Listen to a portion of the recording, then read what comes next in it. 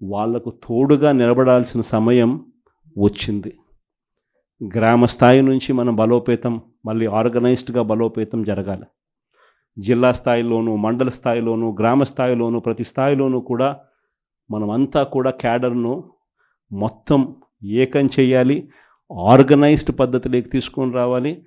ప్రతి సమస్యలోనూ ప్రజలకు తోడుగా ఉండే కార్యక్రమం ముమ్మరంగా అడుగులు వేయాల్సిన అవసరం వచ్చింది. ఈరోజు జరుగుతూ ఉన్న పరిస్థితులు, విషయాలు కూడా మీ అందరికీ కూడా తెలుసు. రెడ్ బుక్ రాజ్యాంగంలో ఎలా జరుగుతూ ఉన్నాయన్నది కూడా మీ అందరికీ కూడా తెలుసు. చంద్రబాబు నాయుడు గారు అనే వ్యక్తి ముఖ్యమంత్రిగా ఉన్నాడు. మామూలుగా ముఖ్యమంత్రిగా ఉన్న వ్యక్తికి ఒక హుందాతనం ఉంటుంది.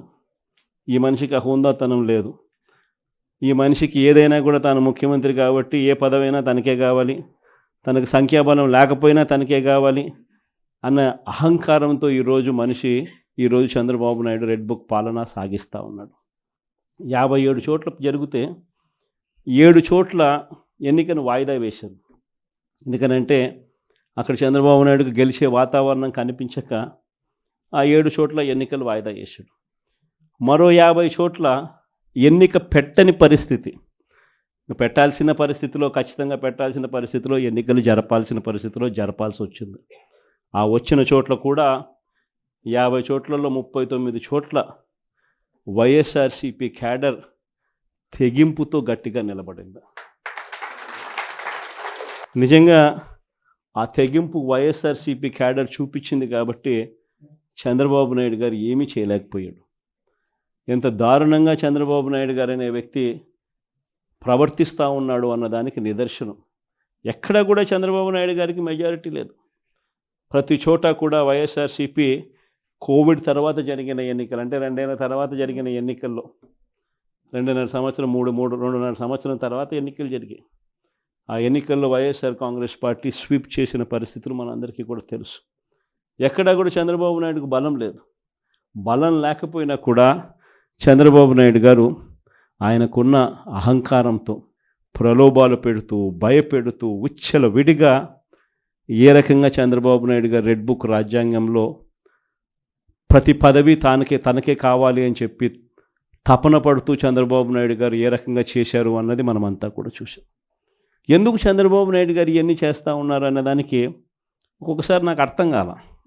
ఎందుకబ్బా ఈ మనిషికి బలం లేదు, సంఖ్యాబలం లేదు, లేకపోయినా కూడా ఎందుకు ఇంత దౌర్జన్యాలు చేస్తా, ఇంత అప్రజాస్వామికంగా ఎందుకు చేస్తూ ఉన్నాడు అని చెప్పి.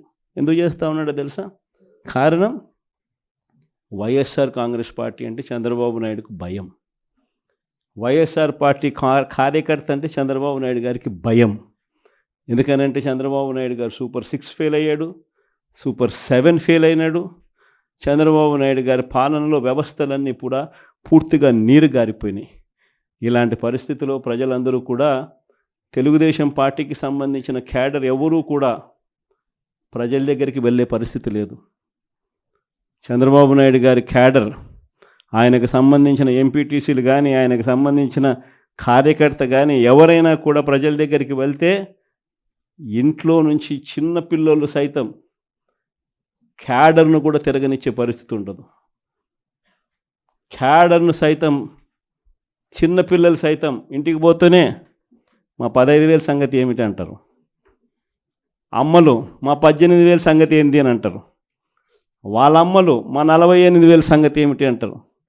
ఇంట్లో రైతన్నలు మా 26,000 సంగతి ఏమిటి అని, ఉద్యోగం ఎతికే పిల్లలు మా 36,000 సంగతి ఏమిటి అని చెప్పి ఇలా ప్రతి ఒక్కరూ ఇంట్లో ప్రశ్నిస్తారని కనీసం క్యాడరు, కనీసం ఇండ్లకు కూడా పోని పరిస్థితిలో చంద్రబాబు నాయుడు గారి పార్టీ ఈరోజు పరిపాలన సాగిస్తూ ఉంది. ఇలాంటి పరిస్థితుల్లో చంద్రబాబు నాయుడు గారిని ప్రశ్నించే స్వరం ఉండకూడదు అని రాష్ట్ర వ్యాప్తంగా ఒక భయానక వాతావరణం క్రియేట్ చేసే కార్యక్రమంలో భాగంగా ఇవన్నీ కూడా చంద్రబాబు నాయుడు గారు చేయిస్తూ ఉన్నాడు. ప్రజాస్వామ్యంలో ఎప్పుడూ కూడా మనుషులకు మంచి చేయాలి, మనుషులకు మంచి చేసి వాళ్ళ గుండెల్లో స్థానం సంపాదించుకొని, వాళ్ళ మనసుల్లో స్థానం సంపాదించుకొని ఒక నాయకుడు అనేవాడు పాలన చేయాలి. కానీ అలా చేయకుండా అధికారం ఉంది కానీ అని చెప్పి దురహంకారంతో ఏ నాయకుడైనా కూడా ప్రవర్తించినప్పుడు ప్రజలు దేవుడు ఇద్దరు కూడా ఖచ్చితంగా మొట్టికాయలు వేస్తారు. ఆ మొట్టికాయలు ఎంత దారుణంగా ఉంటాయి అని అంటే చంద్రబాబు నాయుడు గారికి నెక్స్ట్ ఎలక్షన్లకు వచ్చేసరికి సింగిల్ డిజిట్స్ కూడా రాని పరిస్థితులకి ఆయన పడిపోతాడు. కాబట్టి ప్రతి ఒక్కరం నేను ఒకటే అడుగుతా ఉన్నా, అందరం ఐక్యంగా ఉందాం. మొన్న కూడా చూసాం, చంద్రబాబు నాయుడు గారు భయపడిచ్చే ప్రయత్నాలు ఎక్కువ చేస్తాడు. మన రామగిరిలో మనం అంతా చూసాం ఏం జరిగిందో. రామగిరి మండలంలో 10 ఎంపీటీసీలు ఉంటే 9 వైఎస్ఆర్సీపీ 9 గెలిచింది. కేవలం తెలుగుదేశం పార్టీ 1 మాత్రమే గెలిచిన పరిస్థితుల మధ్య రామగిరిలో ఉప ఎన్నిక జరిగింది. మరి 9 గెలిచిన వైఎస్ఆర్సీపీ గెలుస్తుందా? కేవలం 1 గెలిచిన తెలుగుదేశం పార్టీ గెలుస్తుందా? ఎవరికైనా అర్థమవుతుంది 9 గెలిచిన వైఎస్ఆర్సీపీనే ఆ ఉప ఎన్నికల్లో గెలుస్తుంది అని. కానీ ఆ ఎన్నికల్లో ఆ రిజల్ట్ను తారుమారు చేసేందుకు ఏకంగా పోలీస్ ప్రొటెక్షన్తో ఎంపీటీసీలు ప్రయాణం చేయాల్సి వచ్చింది. మా ప్రాణాలకు ముప్పు ఉంది, మాకు భద్రత కల్పించని కోర్టుకు పోతే కోర్టు పోలీసు భద్రతతో వారిని ఎలక్షన్ హాల్లోకి తీసుకొని పోమని చెప్తే ఈ పోలీసులు ఎంత అన్యాయంగా తయారయ్యారంటే, పోలీసులే ఈ ఎంపీటీసీలను బెదిరించే కార్యక్రమాలు సాక్షాత్తు పోలీసులే చేపట్టారు. రామగిరికి సంబంధించిన అదే మండలానికి సంబంధించిన ఎస్ఐ వీళ్ళ వెహికల్లో ఎక్కుతాడు. ఎక్కి ఈ ప్రతి ఎంపీటీసీలతోనూ వీడియో కాల్తో ఆ పక్క ఎమ్మెల్యేతోనూ ఎమ్మెల్యే కొడుకుతోనూ మాట్లాడిస్తారు. వాళ్ళు భయపడిస్తారు. మీ ఇంట్లో మీ అమ్మ మీ నాయన ఇంటికి రావాలంటే ఖచ్చితంగా ఎంపీటీసీ ఎలక్షన్లలో వాళ్లకు అనుకూలంగా ఓటేస్తేనే జరుగుతుందని బెదిరిస్తారు. అయినా కూడా మన ఎంపీటీసీలు ఎక్కడా కూడా తలొగ్గకపోయేసరికి ఎలక్షన్ టైం దాటిపోయేదాకా వాళ్ళని తిప్పుతూ ఎంపీడీఓ కార్యాలయానికి తీసుకొని పోకుండా కోరం లేదని ఎన్నిక వాయిదా. తర్వాత వాళ్ళందరినీ పెనుగొండకు తీసుకుపోయారు. అక్కడికి తీసుకొని పోయి అక్కడ వాళ్ళందరినీ బైండ్ ఓవర్ చేసే కార్యక్రమం వీళ్ళు చేస్తారు. ఏమయ్యా ఈ అన్యాయం అని చెప్పి మన పార్టీ జిల్లా అధ్యక్షురాలు ఉషమ్మ గట్టిది స్టీల్ లేడీ అని చెప్పాలి, ఆవిడతో పాటు కంటెస్ట్ చేసిన ఎమ్మెల్యే ఇద్దరు పోయి మా ఎంపీటీసీలు మీరు ఎలా నిర్బంధిస్తారని చెప్పి పెనుగొండలో ఆయన ధర్నా చేసినందుకు వీళ్ళ మీద కేసులు. వీళ్ళు మా పార్టీకి సంబంధించిన మా ఎంపీటీసీలకు తోడుగా నిలబడేదానికి వీళ్ళు పోతే వీళ్ళ మీద కేసులు పెట్టి అరాచకం సృష్టించే కార్యక్రమం. ఇద్దరితో ఆగల. మళ్ళీ రామగిరిలో మళ్ళీ ఎన్నిక జరపాల్సి వస్తుంది కాబట్టి భయానక వాతావరణం క్రియేట్ చేయడం కోసం అని చెప్పి లింగమయ్య అని చెప్పి మన పార్టీకి సంబంధించిన ఒక కురుబ నాయకుడు, ఒక బీసీ నాయకుడు ఏకంగా యాక్టివ్గా ఉన్నాడు అని ఆ మనిషిని కొట్టి చంపారు. నిజంగా ఆశ్చర్యం అనిపించింది, బాధ అనిపించింది. ఎందుకు ఈ రాజకీయాలు ఈ స్థాయికి దిగజారుస్తున్నారు అని చెప్పి. అరే మంచి చెయ్యి, సూపర్ 6 హామీ ఇచ్చినాం, సూపర్ 7 హామీ ఇచ్చినాం, పిల్లలకు చేయాల్సిన ఫీజు రీయింబర్స్మెంట్ బకాయిలు పెండింగ్లో పెట్టు, ఆరోగ్యశ్రీ బకాయిలు పెండింగ్లో పెట్టు, రైతులకు అన్యాయం చేస్తూ ఉన్నాం. ఇవన్నీ సరిదిద్దుకొని మంచి చెయ్యి, ప్రజల మనసుల్లో స్థానం సంపాదించుకుంటే ఆటోమేటిక్లీ ప్రజలు ఓట్లు వేస్తారు. కానీ ఈ మాదిరిగా దిగజారిపోయి మనుషులను చంపే స్థాయిలో రాజకీయాలు చేయడం మొదలు పెడితే, దానికి పోలీసులను ఉపయోగించుకునే కార్యక్రమం చేస్తే వ్యవస్థలు ఎంత దిగజారిపోతాయి అని చెప్పడానికి పూర్వపు రోజుల్లో మనం అంతా బీహార్ గురించి మాట్లాడేవాళ్ళం. బీహార్లో ఎలా ఉండేటివి, బీహార్లో అలా ఉండేటివి అని.